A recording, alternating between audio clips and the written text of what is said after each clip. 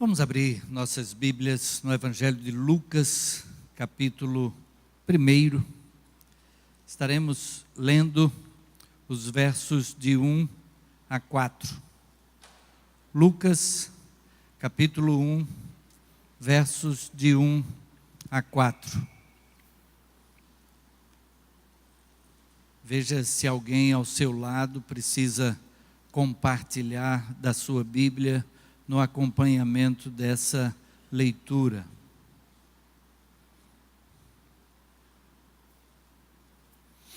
Lucas, capítulo 1, versos de 1 a 4. E assim nós lemos: Visto que muitos houve que empreenderam uma narração coordenada dos fatos que entre nós se realizaram, conforme nos transmitiram os que desde o princípio foram deles testemunhas oculares e ministros da palavra, igualmente a mim me pareceu bem, depois de acurada investigação de tudo, desde sua origem, dar-te por escrito, excelentíssimo Teófilo, uma exposição em ordem, para que tenhas plena certeza das verdades em que foste instruído. Vamos orar.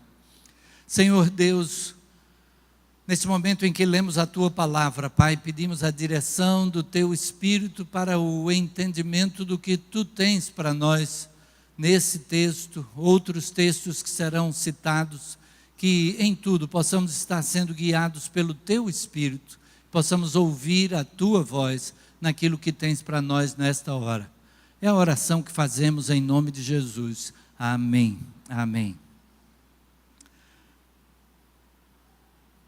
Estamos numa série de mensagens que tem esta temática que está na tela: crescer na vida com Deus. De que forma a nossa aproximação de Deus pode trazer realizações na nossa vida? De que forma, à medida que nós nos achegamos a Ele, o que é que Ele deseja realizar em nós e por meio de nós? Temos tido como slogan na nossa igreja 3 palavras: conviver, crescer, compartilhar. Vamos dizer juntos? Conviver, crescer, compartilhar. Este é o processo do ser igreja. Nesse processo do ser igreja, nós convivemos, até porque o Senhor Jesus, quando chamou os seus discípulos, o Evangelho de Marcos registra que ele chamou 12 para que estivessem com ele e os enviasse a pregar. Jesus quis ter proximidade, e então aqueles que ele chamou tiveram essa oportunidade de conviver diretamente com ele. E depois que Jesus foi para o céu, esses aí continuaram numa convivência com aqueles que foram sendo despertados para essa proximidade com o Senhor Jesus. Conviver, crescer, porque, graças a Deus, na vida cristã a gente tem sempre a oportunidade de crescer. Na nossa vida a gente vai até os 18 e para, mas na vida espiritual e no nosso amadurecimento, a gente pode sempre estar em desenvolvimento.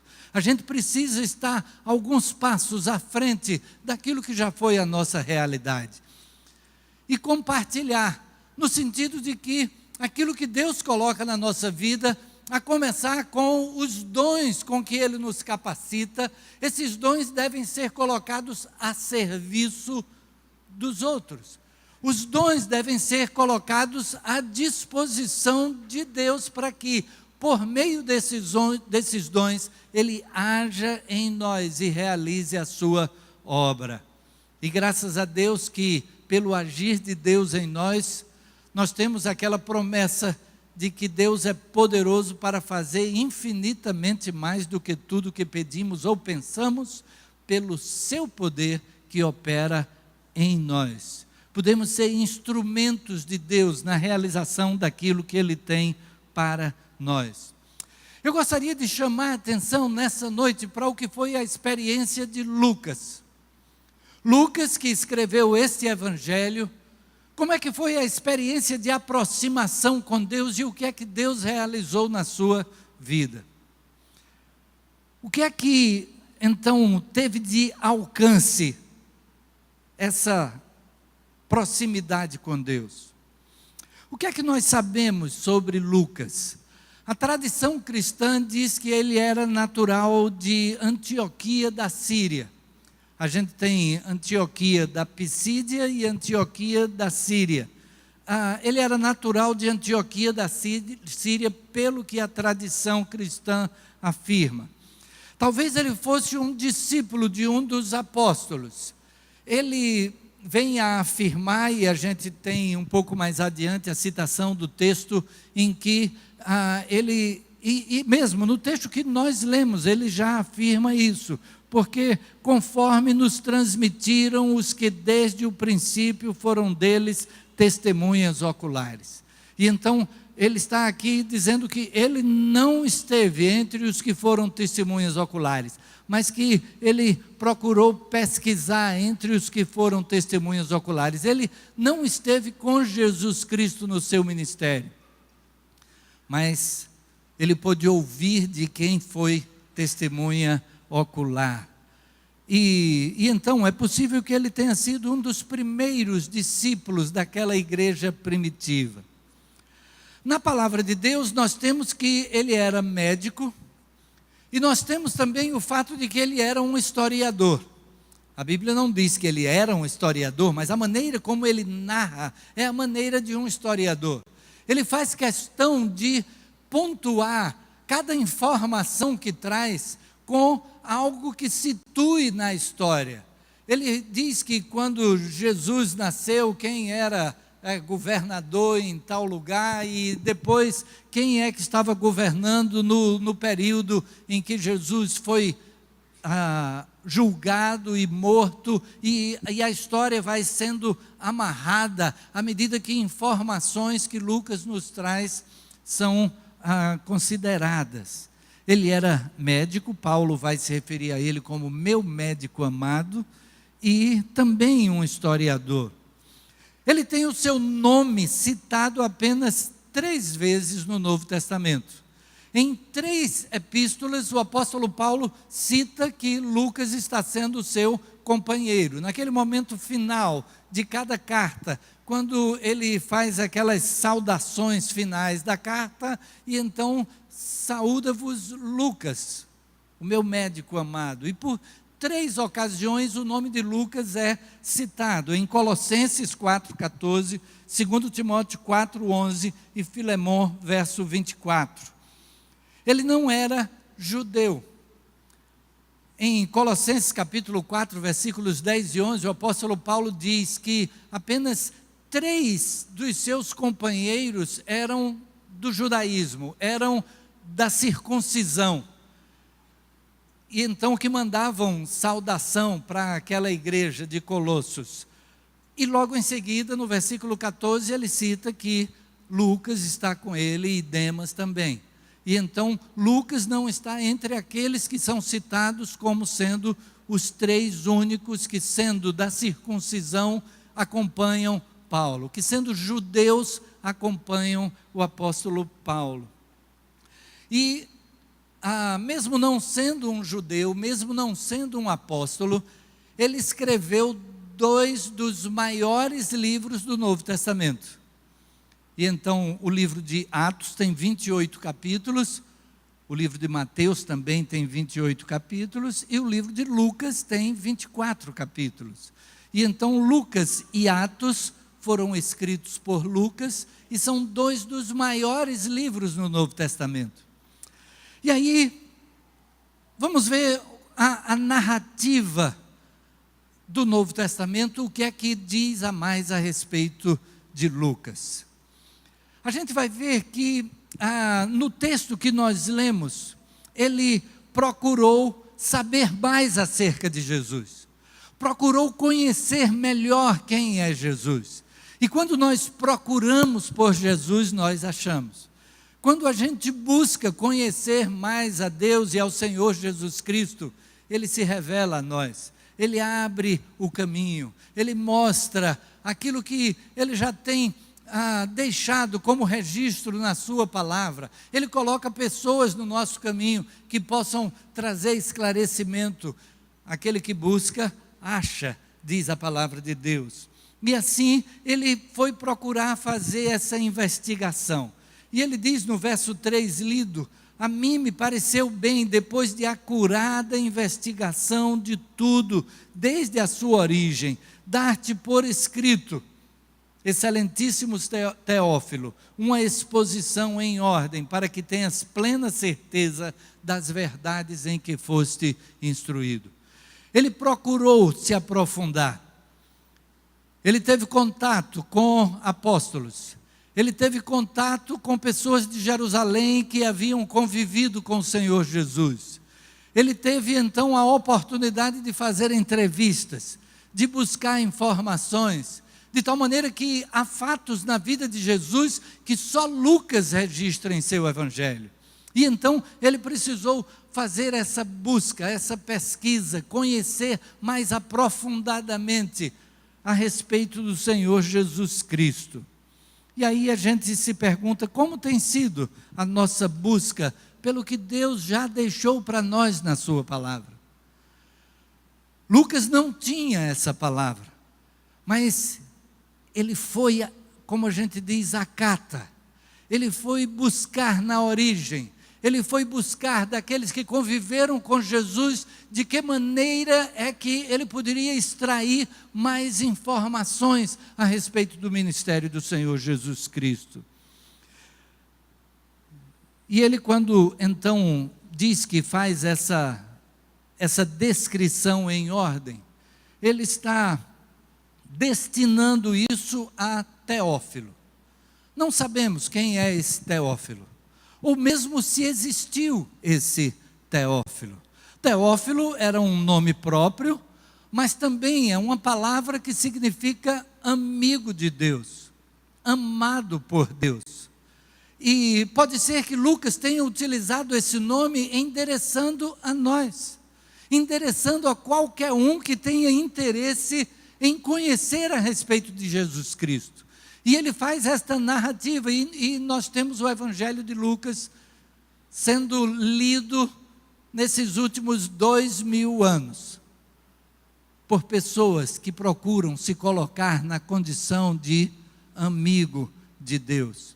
É possível que essa seja a sua intenção desde o princípio, ou é possível que ele tenha endereçado mesmo a alguém, que pela providência divina se chamava Teófilo, amigo de Deus, de tal maneira que todos nós podemos ser incluídos como destinatários daquilo que ele escreveu. Ele vai então diante das testemunhas oculares e ministros da palavra e houve testemunhos que falaram alto a ele. Não sabemos quando é que foi a sua conversão. Mas o que nós temos testemunho no próprio livro de Atos, na narrativa do livro de Atos, é que ele foi companheiro do apóstolo Paulo em viagens missionárias.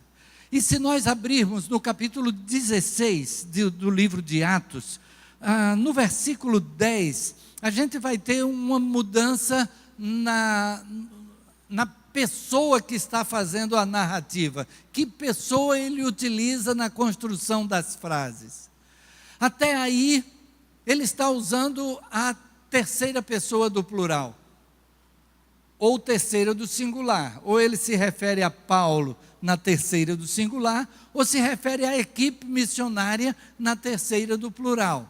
E ele vai dizendo, então foram, então chegaram, até que nesse versículo 10 do capítulo 16, a gente tem aquele momento quando Paulo tem uma visão de um homem que está em pé à beira-mar e que diz, passa a Macedônia e ajuda-nos. E o versículo 10 então diz, assim que teve a visão, imediatamente procuramos partir para aquele destino, concluindo que Deus nos havia chamado para lhes anunciar o Evangelho. Assim que teve a visão, imediatamente primeira pessoa do plural, procuramos partir, concluindo que Deus nos havia chamado para lhes anunciar o Evangelho. A partir ali na cidade de Troade, Lucas se incorpora à equipe missionária. E a gente vai ver que ele acompanha ali o apóstolo Paulo, e o apóstolo Paulo vai para Macedônia e chega na cidade de Filipos.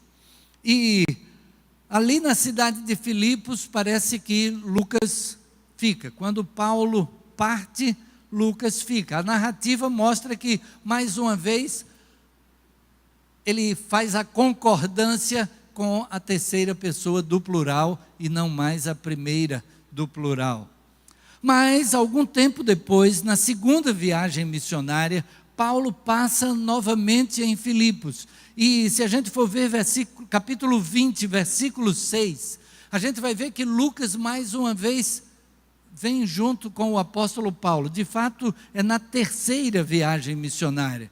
Paulo, na terceira viagem missionária, vai a Éfeso. De Éfeso, então ele vai a Corinto e na Grécia, e então volta pela Macedônia e passa em Filipos. E ali em Filipos, mais uma vez, a gente vai ter o nós, a primeira pessoa do plural. E Lucas, mais uma vez, acompanha, sendo que dessa vez, ele vai até Jerusalém. Em Jerusalém, Paulo é preso. Paulo é preso, depois é transferido para a cidade de Cesareia. A narrativa bíblica diz que ele passou 2 anos preso ali em Cesareia, até que ele apela para César. E é então enviado para Roma. Não sabemos se logo depois de Paulo ir para Cesareia, Lucas também saiu de Jerusalém e foi para Cesareia. Sabemos que ele chega em Jerusalém com o apóstolo Paulo, capítulo 21, versículo 15, vai mostrar isso. Mas depois, quando no capítulo 27, Paulo é transferido para Roma, aí a gente vê que Lucas está junto com ele. Parece que Lucas é aquele companheiro que está pronto para qualquer momento, em qualquer circunstância. E ele vai com Paulo até Roma, e o livro de Atos vai terminar com Paulo ali em Roma, e Lucas chega até ali junto com o apóstolo Paulo.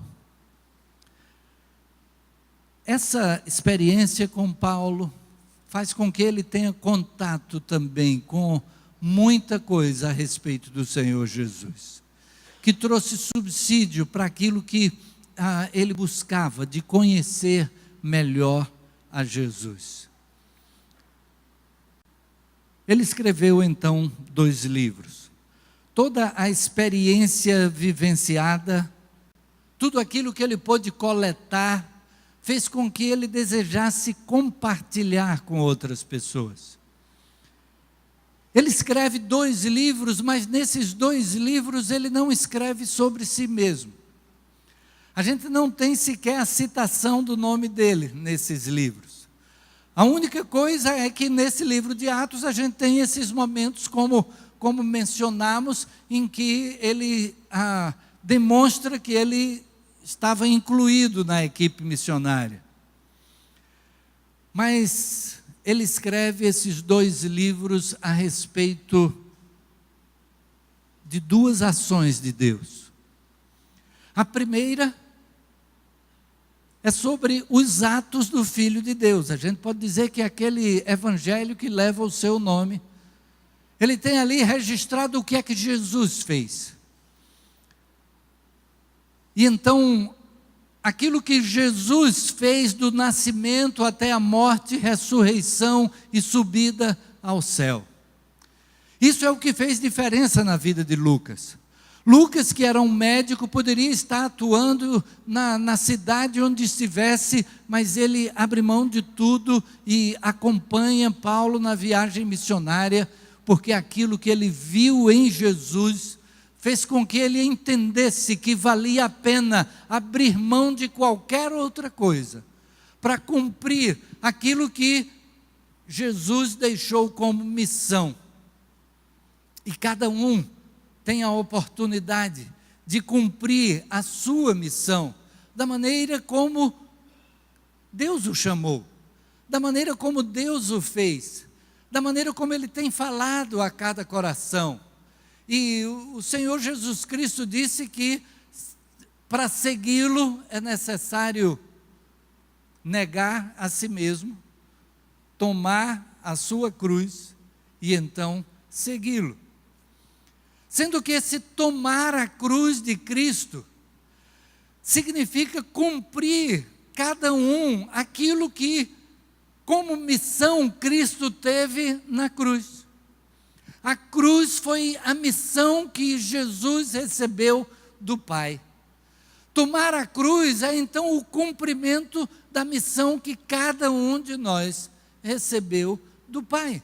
Da maneira como Deus o fez, da maneira como Deus tem incomodado o coração, da maneira como Deus tem chamado.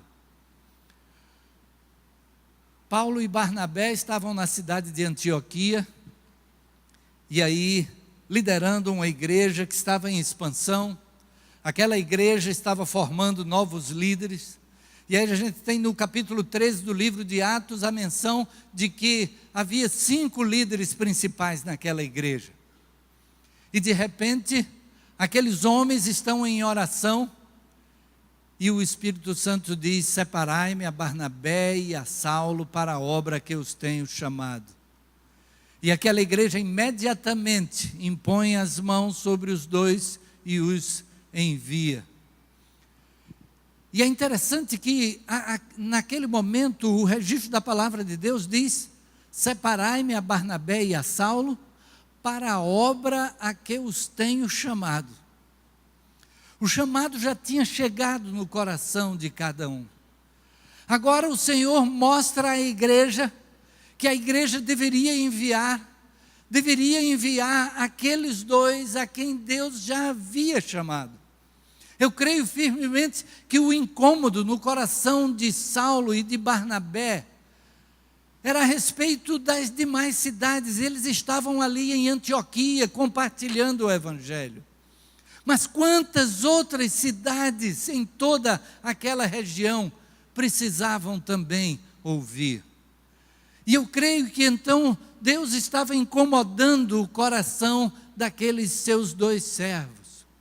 Até que Deus diz: está na hora, eu já tenho chamado vocês, agora eu vou mostrar à igreja que vocês devem ser enviados. Separai-me a Barnabé e a Saulo para a obra a que os tenho chamado. Aqui é que Deus tem chamado a mim e a você. Lucas então escreve o primeiro livro a respeito dos atos do Filho de Deus. O segundo livro é o livro que nós conhecemos como Atos dos Apóstolos, que alguém já disse que poderia ser chamado de Atos do Espírito Santo. Atos daquilo que o Espírito Santo direcionou àquela igreja cristã primitiva. Lucas teve a oportunidade de vivenciar isso de perto e logo cedo. Nós citamos que ele se incorpora naquela viagem missionária de Paulo, ali na cidade de Troade. E o que ele registra a respeito daquele momento é que Paulo passou pelas regiões da Frígia e da Galácia, e a intenção dele era pregar o Evangelho na Ásia Menor. Na região ali da cidade de Éfeso, aquelas 7 igrejas da Ásia Menor que a gente conhece da narrativa do Apocalipse, era mais ou menos a região que Paulo tinha interesse em pregar. Mas o registro de Lucas diz que Paulo entendeu que o Espírito não permitiu. O Espírito não permitiu que ele fosse naquela direção.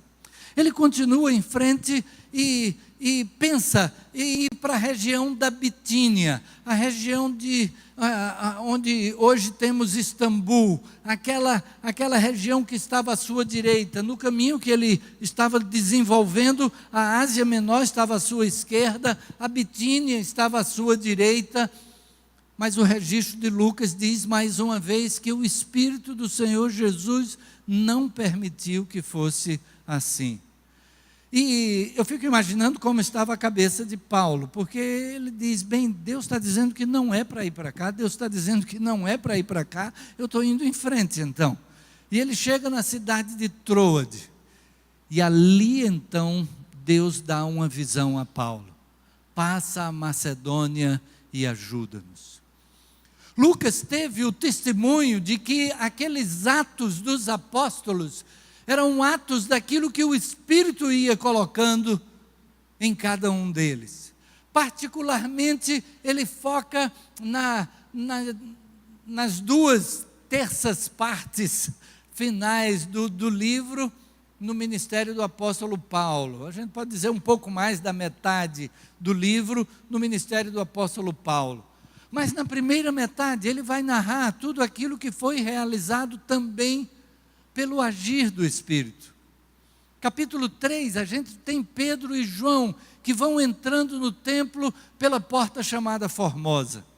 E eu creio firmemente que Pedro e João já tinham entrado por aquela porta diversas vezes. E naquela porta era colocado um homem que era aleijado. E naquele dia especificamente, quando eles vão entrando, o homem estende a mão, tinha acabado de ser colocado ali, mas já estava estendendo a mão, pedindo uma esmola. Aquele homem não pediu para ser curado. Aquele homem não teve a sua fé testada para ver se ele cria que poderia ser curado. Ele apenas pediu uma esmola. E naquele momento o Espírito compartilhou com Pedro e com João. A narrativa não diz que eles combinaram alguma coisa, mas eu creio firmemente que o olhar de um para o outro, e cada um podendo confirmar que estava sentindo que Deus estava ordenando para que aquele homem fosse curado. E Pedro então responde, não tenho prata nem ouro, mas o que tenho, isso te dou. Levanta-te e anda. E o homem se levanta e entra no templo com Pedro e João. E a gente pode imaginar como é que estaria aquele homem, não? Como é que estaria a alegria desse homem.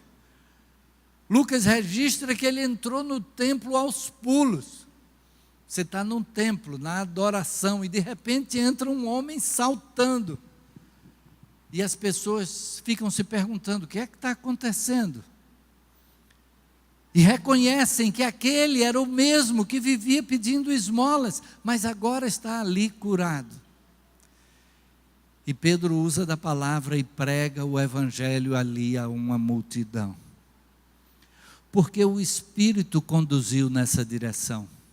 Porque eles foram sensíveis à voz do Espírito e atenderam aquilo que o Espírito colocou como tarefa, como missão, como desafio à frente deles. De tal maneira que Lucas aqui registra os atos do Espírito Santo. Naqueles 2 livros que ele escreveu a respeito dos atos do Filho de Deus. E ele escreveu os atos daqueles que se deixaram guiar pelo Espírito Santo de Deus. Lucas foi apoio para o ministério de Paulo. A gente vai ver que, mesmo no momento em que Paulo está praticamente só, ele vai registrar lá em 2 Timóteo capítulo 4, só Lucas está comigo. E então Lucas o acompanhou possivelmente até a última hora antes do seu martírio. Não temos nenhuma mensagem que ele tenha deixado de si mesmo, senão aquilo que Deus colocou como missão para a vida dele. Aquilo que Deus colocou no interesse de buscar conhecer mais.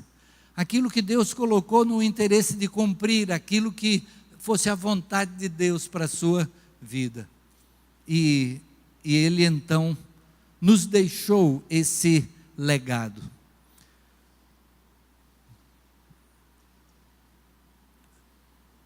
O livro de Atos termina praticamente sem terminar. E já temos destacado um dos entendimentos que se tem. Um dos entendimentos que se tem é que pode ser que Lucas tivesse a intenção de fazer um terceiro volume. Porque se a gente tem que Lucas acompanhou o apóstolo Paulo até o martírio na sua segunda prisão em Roma, por que é que ele não escreveu algo a esse respeito? Ele termina o livro de Atos na primeira prisão de Paulo em Roma.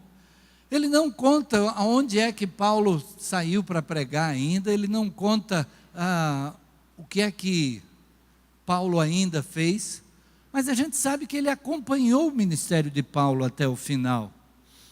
E então é possível que ele tivesse a intenção de escrever mais um volume, contando o restante dessa narrativa.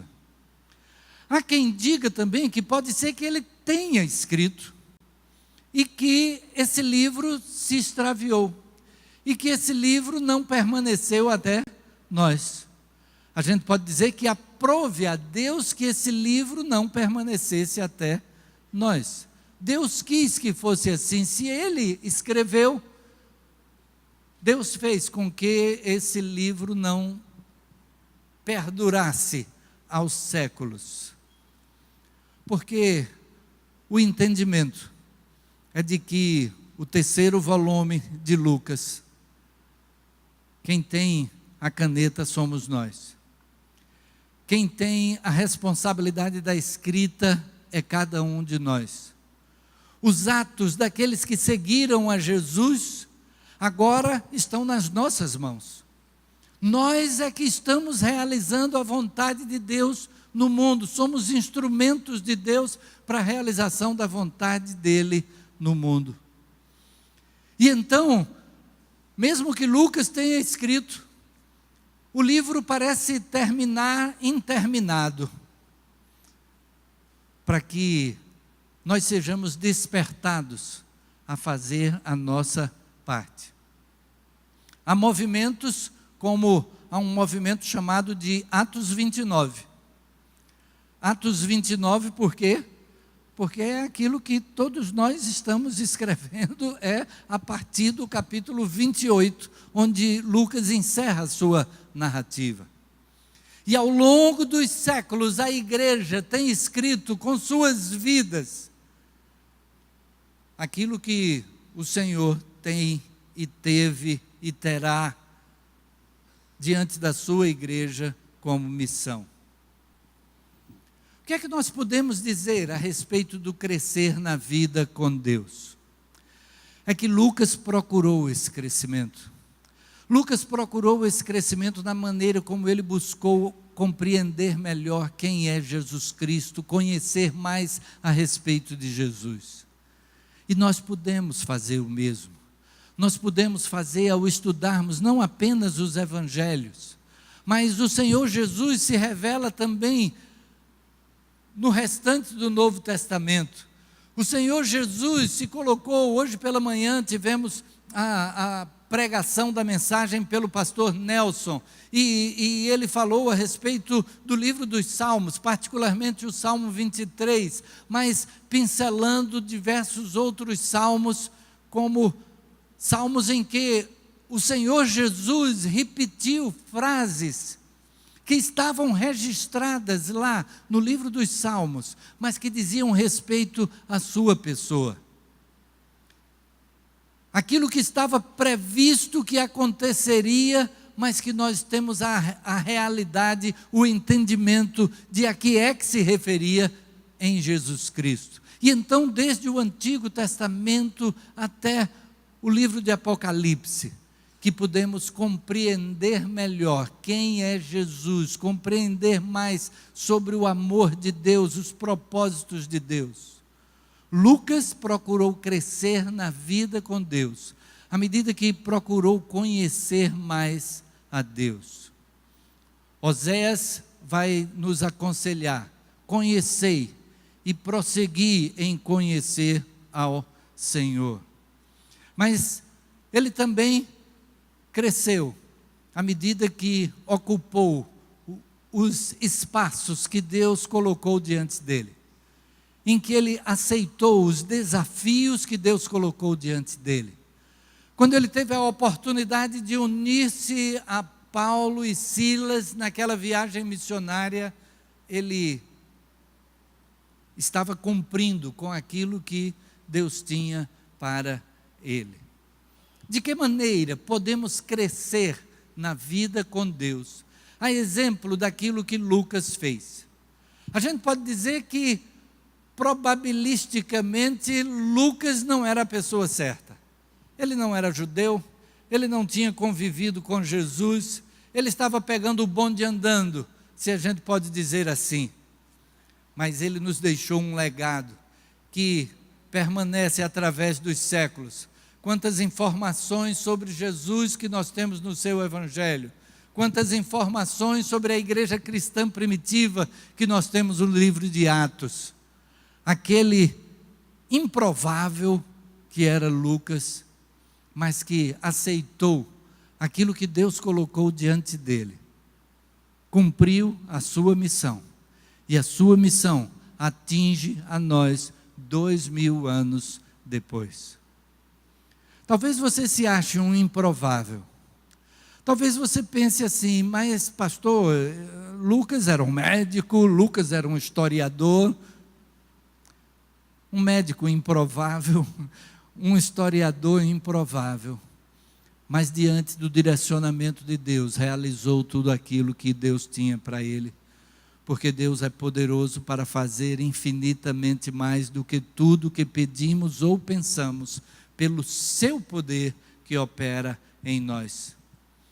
Por isso, ele não busca glória própria, ele não busca o enaltecimento de si mesmo. A gente quase não tem muita informação a respeito dele.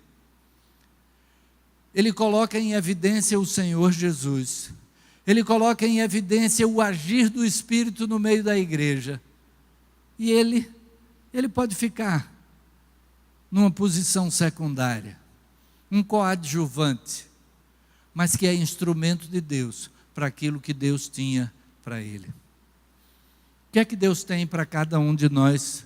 Em primeiro lugar, Ele tem a salvação de graça por aquilo que Ele fez.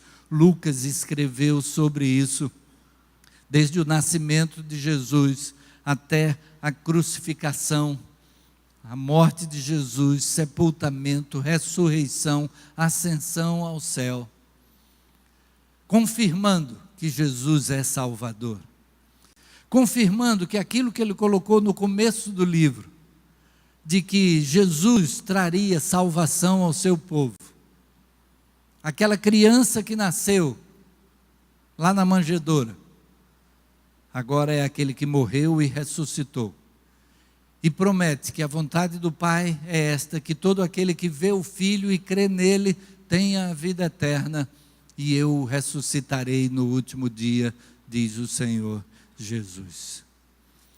E aí Lucas registra, no começo do livro de Atos, aquilo que foi a ordem de Jesus. E a ordem de Jesus tinha a ver com esses atos do Espírito Santo, porque Jesus disse: recebereis poder ao descer sobre vós o Espírito Santo, e sereis minhas testemunhas, em Jerusalém, Judéia, Samaria e até aos confins da terra. Esse é o poder que tem todo aquele que recebeu a Jesus, para que possa compartilhar com outros aquilo que encontrou em Jesus. Lucas assim o fez. Aquilo que ele encontrou, registrou e está aqui diante de nós, nos abençoando.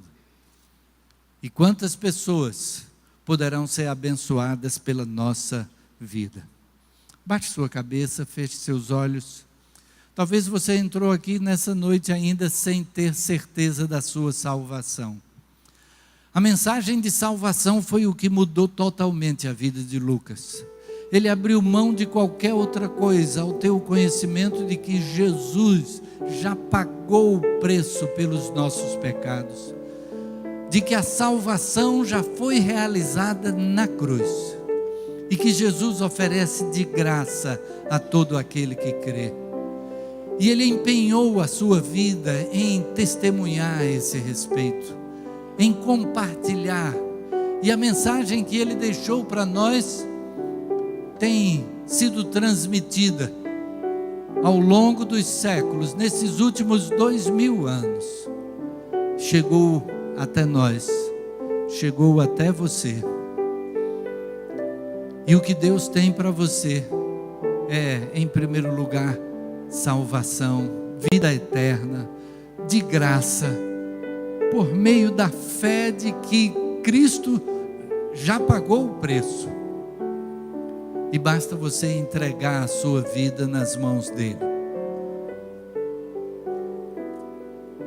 Você pode fazer isto nesta noite, no lugar em que você está.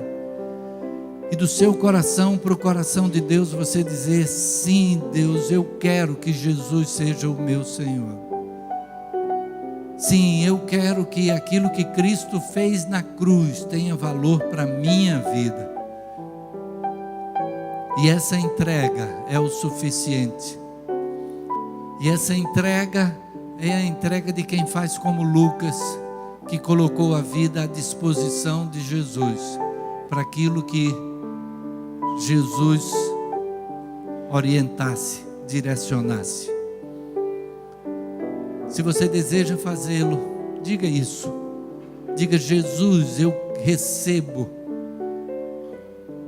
a salvação que providenciaste na cruz. Recebo perdão, vida eterna, segurança de vida eterna.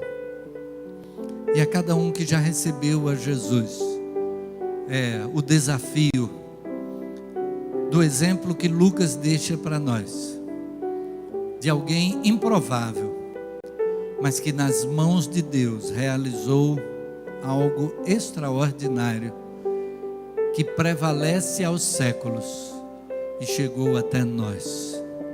Qual o alcance daquilo que Deus deseja fazer através de cada um de nós? Senhor Deus, louvamos o Teu nome, Pai, e agradecemos pela Tua palavra. Agradecemos porque o Senhor Jesus Cristo pagou o preço na cruz pelos nossos pecados, nos oferecendo perdão, salvação, vida eterna. E podemos receber tudo isso por meio da fé de que Ele é o único e suficiente Salvador. Assim, Senhor, se alguém aqui nesta hora faz a entrega da sua vida ao Senhor Jesus, que o Teu Espírito esteja confirmando no coração a realidade dessa entrega, a realidade desse perdão, a realidade dessa salvação. E que possamos, como igreja, ser suporte e apoio na caminhada da vida com o Senhor Jesus Cristo.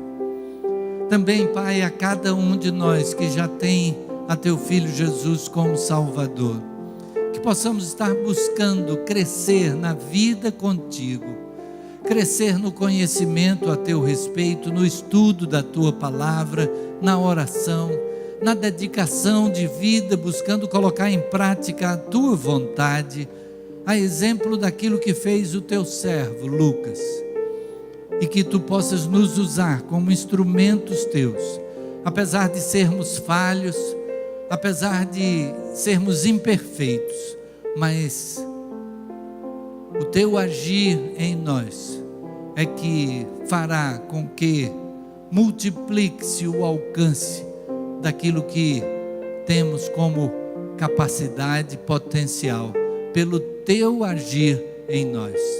E assim como diz a Tua palavra, que Tu és poderoso para fazer infinitamente mais do que tudo o que pedimos ou pensamos, pelo Teu poder que opera em nós. Que assim, Senhor, a Ti seja a honra, a glória e o louvor para todos sempre. No nome de Jesus te oramos. Amém. Amém.